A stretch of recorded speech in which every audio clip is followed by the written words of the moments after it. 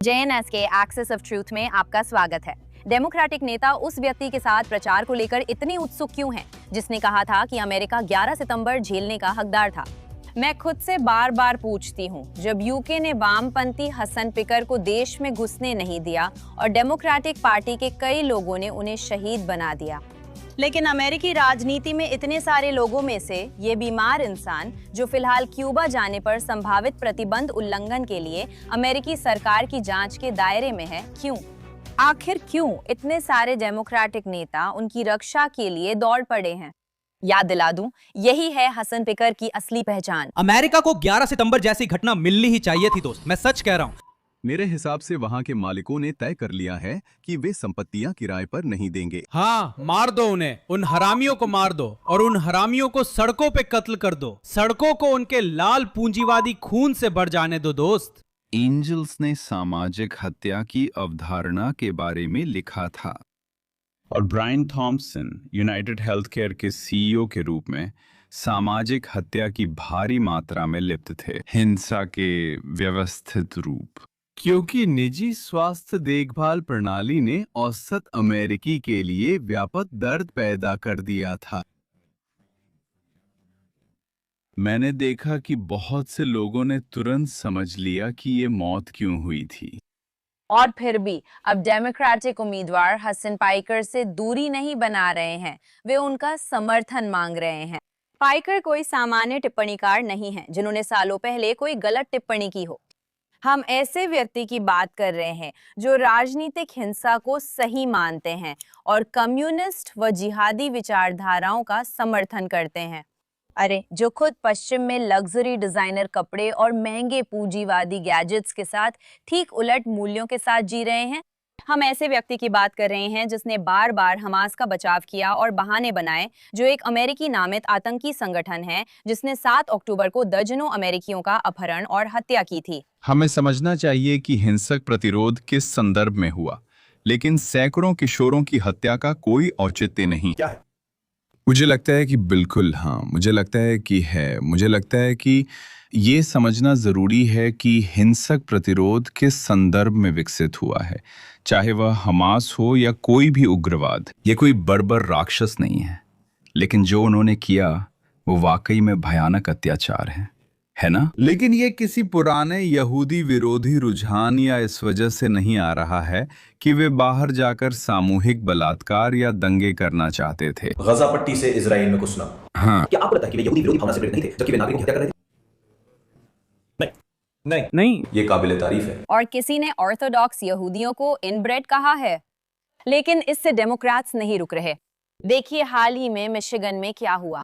Michigan synagogue हमले के कुछ हफ्ते बाद डेमोक्रेटिक सेनेट उम्मीदवार अब्दुल एल सैयद न सिर्फ हसन पिकर के साथ प्रचार कार्यक्रम में दिखे, बल्कि उन्होंने उनकी पूर्व टिप्पणियों की निंदा करने से भी मना किया। फिर अब्दुल एल सैयद ने एक एंटी इजराइल पॉडकास्ट में पिकर की आतंकवाद समर्थक टिप्पणियों को सही ठहराते हुए कहा कि वे संदर्भ से बाहर थीं। अब मुझे पूरा यकीन है कि ये किसी के लिए भी हैरानी की बात नहीं होगी कि अब्दुल एल सैयद ने भी यहूदी समुदाय के बारे में भेदभावपूर्ण बातें फैलाई हैं, जिसमें उन्होंने ये इशारा किया है कि उनके पास अमेरिकी सरकार पर किसी तरह की अलौकिक शक्ति है। मिशिगन में हमले के बाद अब्दुल एल सैयद ने हमले की निंदा तो की, लेकिन साथ ही इजराइल के लेबनान में किए गए हमलों की भी निंदा की, क्योंकि शायद उनके हिसाब से यही सही है। हजारों मील दूर किसी संघर्ष की निंदा करना, जिसका मिशिगन की एक सिनेगॉग में यहूदी अमेरिकी बच्चों पर हुए हमले से कोई सीधा संबंध नहीं है। बिल्कुल यही तो होता है। यही बात है जो मैं समझ नहीं पाती। अगर आप यूनाइटेड स्टेट्स सेनेट के लिए चुनाव लड़ रहे हैं, तो क्यों चाहेंगे कि वही व्यक्ति आपको वोटर्स से मिलवाए? आप उसी दर्शकों के पीछे क्यों भाग रहे हैं? अगर ये आपके पार्टी के मूल्य हैं, तो आप डेमोक्रेटिक पार्टी का असली प्रतिनिधित्व नहीं कर रहे हैं। आप उस अमेरिका विरोधी थर्ड वर्ल्डिज्म का प्रतिनिधित्व करते हैं, जो जिहादी पीड़ित मानसिकता की विचारधारा में जड़ें जमाए हैं। और दुर्भाग्यवश यही पैटर्न अभी कई डेमोक्रेटिक उम्मीदवारों में दोहराया जा रहा है। टेक्सास में मरीन दलिंडो को देखिए। शुक्र है मरीन पहले ही चुनाव हार चुकी हैं।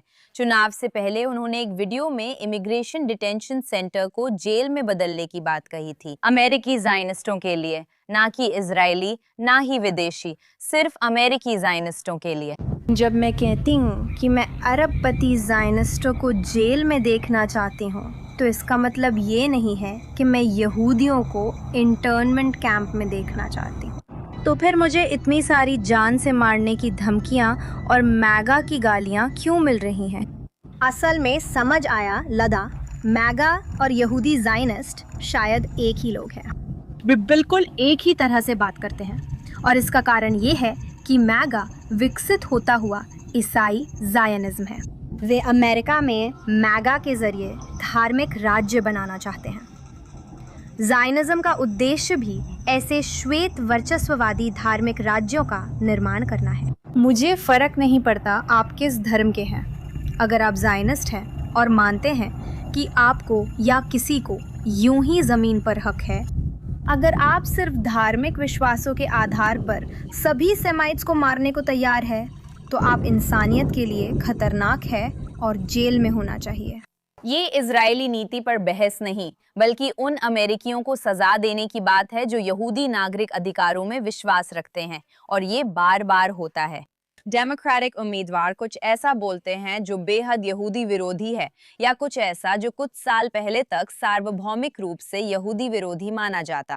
फिर भी उम्मीदवारों को बाहर निकालने के बजाय डेमोक्रेटिक पार्टी, जिस पर हाल ही में डेमोक्रेटिक सोशलिस्ट ऑफ अमेरिका का कब्जा हुआ है, वो उसके लिए बहाने बनाती है, लेकिन हालात और बिगड़ रहे हैं। न्यू जर्सी में डेमोक्रेटिक कांग्रेस उम्मीदवार एडम हमावी को देखिए, जिन्होंने अभी अभी अपना प्राइमरी चुनाव जीता है। अब हमावी सिर्फ कोई हाशिए पर रहने वाले वामपंथी नहीं हैं, उनके असली आतंकवादी संबंध हैं। वो उमर अब्देल रहमान के करीबी थे, जिन्हें 1993 वर्ल्ड ट्रेड सेंटर बम धमाके में दोषी ठहराया गया था। वो उनके साथ यात्रा करते, अनुवाद करते और आतंकवादी साजिश के मुकदमे में गवाह बने। 1994 में उन्होंने बोस्निया में अलकायदा से जुड़े संगठन के लिए स्वयं सेवा भी किया। 2024 में हमावी ने गाजा के उस अस्पताल में स्वयं सेवा की जहां हमास नेता मोहम्मद सिनवार छिपे थे। हमावी ने कहा कि अस्पताल में कुछ संदिग्ध नहीं था और इजराइल आम नागरिकों को निशाना बना रहा था। अगर इतना काफी नहीं है तो उन्होंने इजराइल पर हथियार प्रतिबंध का भी समर्थन किया और रक्षात्मक आयरन डोम के लिए फंडिंग का विरोध किया। हमावी चरम उदाहरण है, और वे उन डेमोक्रेटिक उम्मीदवारों में हैं जिनकी टिप्पणियां परेशान करने वाली हैं और जिनका खतरनाक संगठनों व विचारधाराओं से जुड़ाव रहा है। एक अन्य आवाज भी है, न्यूयॉर्क राज्य सेनेट के उम्मीदवार, जिन्होंने 11 सितंबर को अमेरिकी उपनिवेशवाद का परिणाम बताया। वहाँ अमेरिकी सेनेट उम्मीदवार ग्रैम प्लेटनर है, जिनके पास नाज़ी टैटू है, जिससे अब डेमोक्रेट्स को कोई दिक्कत नहीं लगती। अमेरिकी कांग्रेस की उम्मीदवार डेरिया लाइजा अविला शेवेलियर, एक डीएसए उम्मीदवार, ने 8 अक्टूबर 2023 को न्यूयॉर्क सिटी में इजराइल विरोधी प्रदर्शन में भाग लिया था। दुख की बात है कि जो विचार पहले सीमांत कार्यकर्ता समूहों तक सीमित थे, वे अब पूरे देश में कांग्रेस चुनावों में दिख रहे हैं, और यहाँ तक कि डेमोक्रेट्स भी अब इसे स्वीकार करने लगे हैं। मैलोरी मैकमोरो, मिशिगन की डेमोक्रेटिक सेनेट उम्मीदवार, से पूछा गया कि क्या पार्टी में यहूदी विरोधी समस्या है। उन्होंने कहा, बिल्कुल हाँ, उनका परिवार भी इसका शिकार हुआ है। उनके यहूदी पति को 5 साल की बेटी के साथ टहलते हुए यहूदी विरोधी गाली दी गई। ये डेमोक्रेट अपनी आंखों देखी बात बता रही हैं। क्या डेमोक्रेटिक पार्टी में यहूदी विरोधी समस्या है? मिस मैकमोरो, हाँ है। डेमोक्रेटिक सम्मेलन में एक प्रतिभागी ने मेरे पति, जो यहूदी हैं, पर यहूदी विरोधी गाली चिल्लाई जब वे मेरी 5 साल की बेटी के साथ चल रहे थे। वो बहुत डरावना है। अगर ऐसा है तो डेमोक्रेटिक पार्टी के जिम्मेदार लोग इसे क्यों होने दे रहे हैं? वे ऐसे क्यों पेश आ रहे हैं जैसे राजनीतिक हिंसा का समर्थन करने वाले लोग, जैसे हसन पिकर, जनरेशन जेड और पार्टी के भविष्य की वैध आवाज हैं? क्योंकि मुझे लगता है कि ये सवाल हमें पार्टी के अंदर जो हो रहा है उसके बारे में कुछ महत्वपूर्ण बताता है। कुछ साल पहले किसी ऐसे व्यक्ति के साथ दिखना जिसने कहा हो कि अमेरिका 11 सितंबर का हकदार था, राजनीतिक आत्महत्या माना जाता। अब अमेरिकी सेनेट के उम्मीदवार इससे अवसर मानते हैं। पहले अमेरिकी ज़ायनिस्टों के लिए जेल की बात करना अभियान खत्म कर देता था, अब ये सिर्फ एक न्यूज़ साइकिल है। कुछ साल पहले ये विचार सिर्फ छोटे एक्टिविस्ट समूह तक सीमित थे। आज ये डेमोक्रेटिक पार्टी का भविष्य बन गए हैं, जिससे सवाल उठता है कि आखिर वामपंथी लोग हैं कहाँ। वे डेमोक्रेट्स कहाँ हैं जो अमेरिका से प्यार करते हैं, जो मानते हैं कि यहूदी विरोध कहीं से भी आए वो किसी को अयोग्य ठहराने वाला होना चाहिए, चाहे वे दाएं से हों या बाएं से, जो समझते हैं कि आप मानव अधिकारों का समर्थन कर सकते हैं बिना हमास के लिए बहाने बनाए, जो उन कट्टरपंथियों का समर्थन नहीं करते जो अमेरिकी झंडा जला रहे हैं। ऐसे विचारों के लिए बाएं या दाएं में कोई जगह नहीं होनी चाहिए। एक स्वस्थ लोकतंत्र में असहमति जरूरी है, इसमें बहस जरूरी है, इसमें अलग अलग विचारों वाले लोगों का अच्छे इरादे से बहस करना जरूरी है, क्योंकि आखिरकार वे देश की सफलता चाहते हैं, ना कि इसलिए कि एक पक्ष इसे तीसरी दुनिया के जिहादवाद के पक्ष में नष्ट करना चाहता है। हसन पिकर अमेरिका से नफरत करता है और वो कभी भी यही पेशकश नहीं कर रहा था। वो समाधान नहीं चाहता। उसकी राजनीति लोगों को यकीन दिलाने पर है कि अमेरिका, उसकी संस्थाएं और यहूदी समस्या हैं और देश में कम्युनिस्ट क्रांति होनी चाहिए। मुझे सबसे ज्यादा परेशान करने वाली बात ये नहीं है कि हसन वाकई इन बातों पर विश्वास करता है। आखिरकार वो एक अनपढ़ ट्रोल है जो दिखावा करता है कि उसमें बौद्धिक गंभीरता है, जबकि असल में नहीं है। मुझे सबसे ज्यादा ये परेशान करता है कि अब राजनेता उसकी मंजूरी चाहते हैं, उसके दर्शकों के पीछे हैं और उसे विश्वसनीय सहयोगी मान रहे हैं। इसीलिए मुझे लगता है कि यूके पर प्रतिबंध असल में एक ध्यान भटकाने वाली चीज है और वो इसे अपने पक्ष में घुमाने की कोशिश कर रहा है। जरा रुकिए, यहूदियों को कोस कर। असली बड़ी बात तो यहाँ है। क्या ये अहम नहीं कि एक बड़ी अमेरिकी पार्टी अब उन लोगों को अपना रही है जिन्हें पहले राजनीतिक रूप से जहरीला माना जाता था। ज्यादा समय नहीं हुआ, ये सब जनरेशन जी का समर्थन पाने की एक बेताब कोशिश में किया जा रहा है। वही पीढ़ी जो चीन, कतर, ईरान के इस्लामी गणराज्य और अन्य देशों के दुष्प्रभावों से सबसे ज्यादा प्रभावित है, और ये सब सोशल मीडिया के जरिए हो रहा है। अगर पार्टी इस समस्या से ईमानदारी से नहीं निपटी तो ये और बढ़ेगी। अमेरिकी मूल्यों की बलि देना और देश को बेहतर बनाने के लिए सभ्य बहस करना भी एक अमेरिकी परंपरा है, जिसके लिए लड़ना जरूरी है। डेमोक्रेट्स का इससे हार मानना पूरे देश के लिए बेहद चिंताजनक संकेत है। लेकिन हकीकत से इनकार केवल घरेलू राजनीति तक सीमित नहीं है, क्योंकि जब राजनेता इस हफ्ते हसन पिकर का बचाव करने में व्यस्त थे, उसी समय संघीय जांचकर्ता एक उतना ही खतरनाक मामले को उजागर कर रहे थे। एक इस्लामिक रिपब्लिक की खरीद नेटवर्क जो खुद संयुक्त राज्य अमेरिका के माध्यम से संचालित हो रही थी। इस कहानी को गहराई से देखने पर एक और भ्रम उजागर होता है, जिसे वॉशिंगटन दशकों से छोड़ने को तैयार नहीं, वे समझ नहीं पा रहे हैं। इस हफ्ते न्याय विभाग ने कैलिफोर्निया के न्यूपोर्ट कोस्ट निवासी दोहरी अमेरिकी ईरानी नागरिक जमशीद घूमी की गिरफ्तारी की घोषणा की। वो ईरान की टेक्नोलॉजी कंपनी के सीईओ हैं और संघीय अभियोजकों के अनुसार उन्होंने वर्षों तक अमेरिकी नेटवर्किंग, सुरक्षा और एन्क्रिप्शन उपकरण ईरान के उन ग्राहकों के लिए जुटाए जो शासन की परमाणु व सैन्य संस्थाओं से जुड़े हैं। साधारण भाषा में कहें तो आरोप यह है कि संवेदनशील अमेरिकी तकनीक को संयुक्त राज्य अमेरिका के जरिए हासिल किया जा रहा था और सीधे संयुक्त राज्य अमेरिका की नाक के नीचे इसे इस्लामिक रिपब्लिक के हाथों में पहुंचाया जा रहा था। ये हाल ही में पकड़े गए अन्य ईरानी अमेरिकियों जैसी गिरफ्तारी के बाद हुआ है। कई मामलों में वे ये काम सालों से कर रहे हैं, जो अमेरिका में बार बार सामने आ रही समस्या को दिखाता है। ये हाल ही में शासन के लिए काम करते हुए पकड़े गए अन्य ईरानी अमेरिकियों की तरह की गई गिरफ्तारियों के बाद हुआ है। कई बार ये लोग सालों से यही कर रहे हैं, जो अमेरिका की ईरान नीति में बार बार आने वाली समस्या को दिखाता है, चाहे वामपंथ हो या दक्षिणपंथ।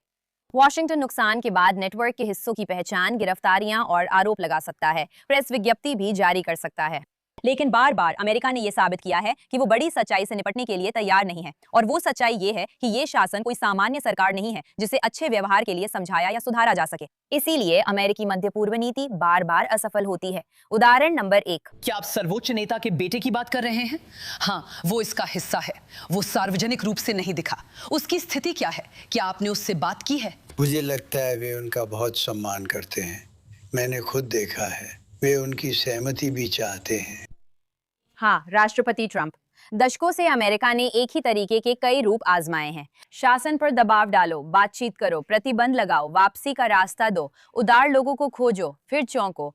जब वही शासन हर अवसर सत्ता बचाने, हथियार जुटाने, जनता को दबाने और नेटवर्क मजबूत करने में लगाता है, चाहे प्रशासन डेमोक्रेटिक हो या रिपब्लिकन। डीओजे का मामला इस समस्या का एक बेहतरीन उदाहरण है। न्याय विभाग के अनुसार ये कोई एक बार की खरीदारी या कोई छोटी तकनीकी गलती नहीं थी। गोमी ने सालों तक अमेरिकी वित्तीय प्रणाली का दुरुपयोग कर फ्रंट कंपनियों से ईरान को नियंत्रित उपकरण भेजे। इससे वाशिंगटन में एक गंभीर सवाल उठना चाहिए। ऐसे कितने नेटवर्क चालू हैं और कितने लोग वर्षों से इसकी चेतावनी दे रहे हैं? अमेरिका हमेशा तभी क्यों जागता है जब शासन इसका फायदा उठा चुका होता है?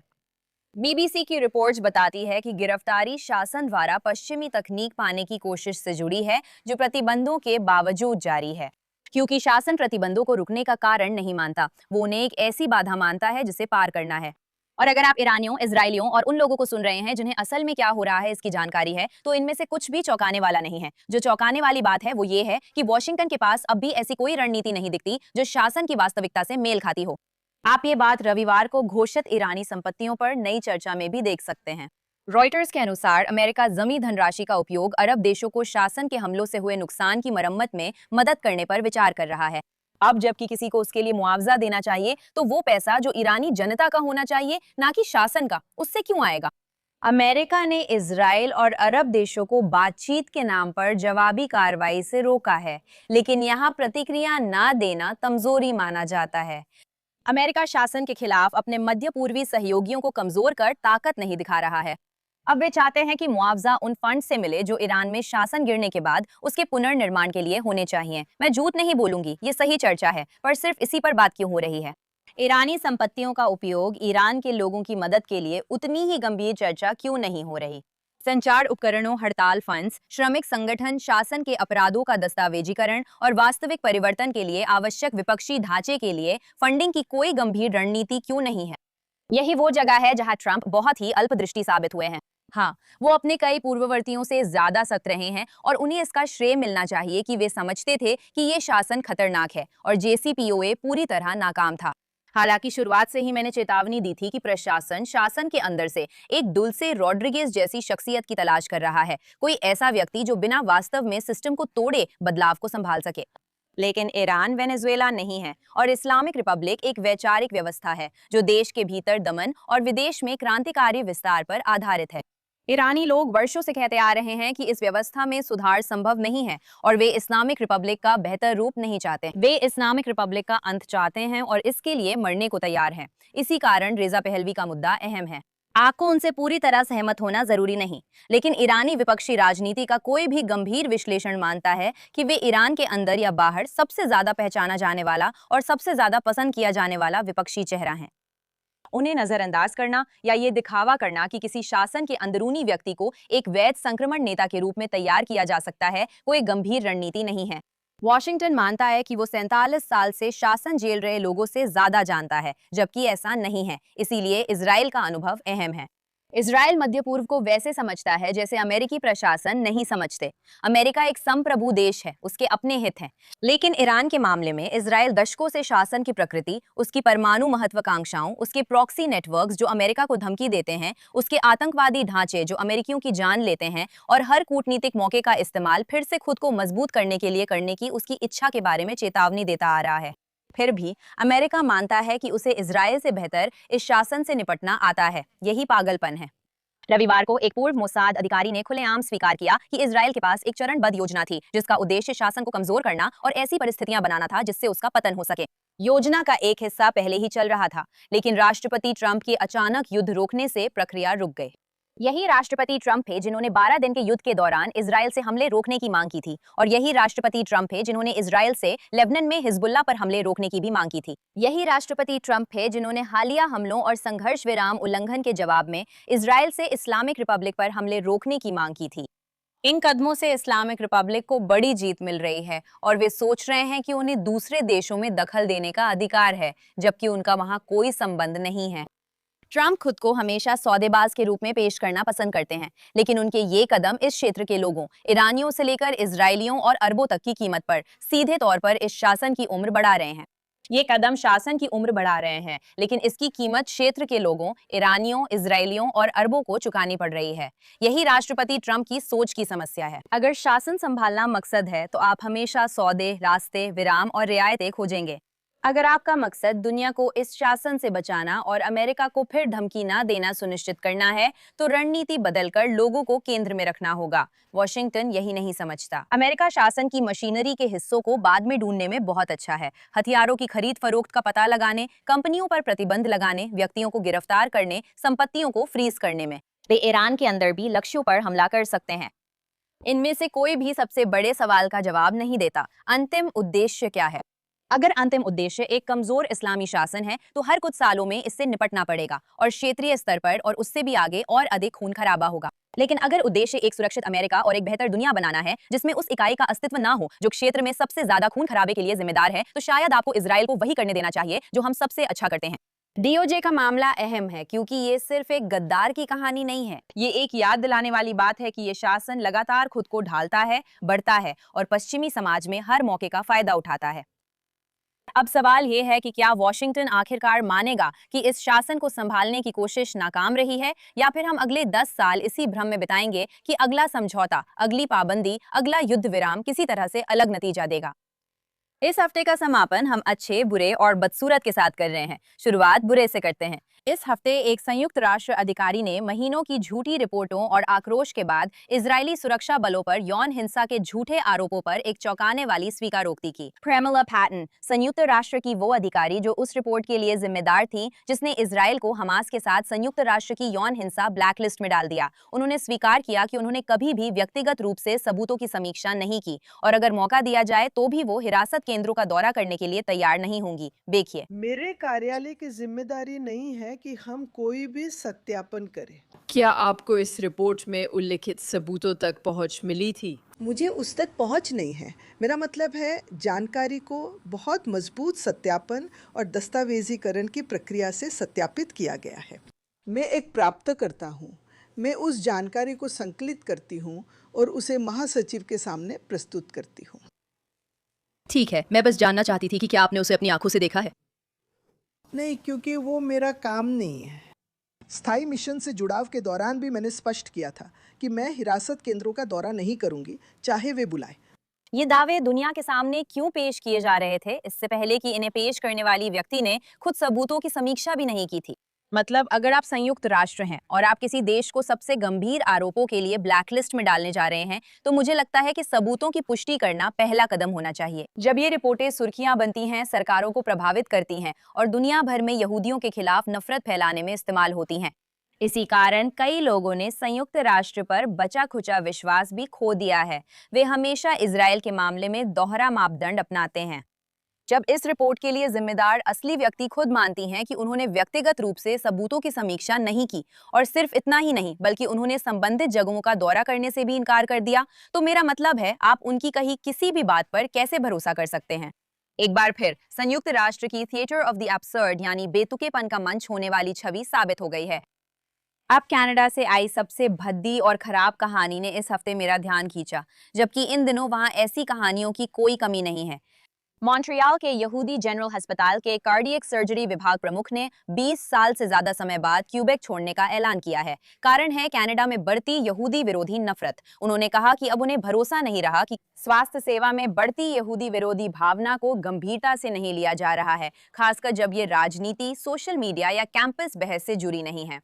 हम एक वरिष्ठ हृदय सर्जन की बात कर रहे हैं जिन्होंने कनाडाई चिकित्सा क्षेत्र में दशकों तक काम किया है और अब इस नतीजे पर पहुंचे हैं कि हालात इतने खराब हैं कि वे देश छोड़ना चाहते हैं।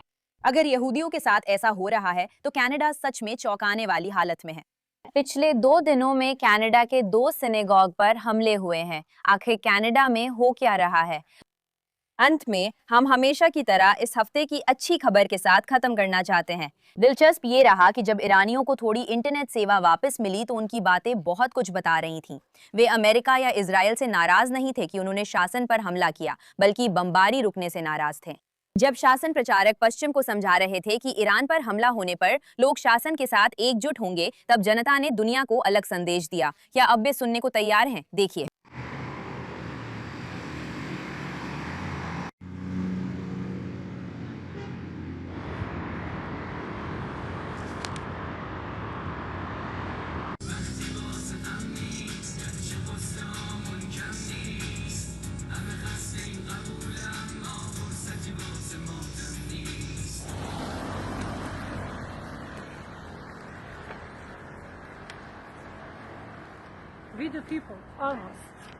दुखद सच्चाई ये है कि ईरानी लोग मानते हैं कि शासन से छुटकारा पाने के लिए यही रास्ता है, जो कई विशेषज्ञों की सोच से अलग है।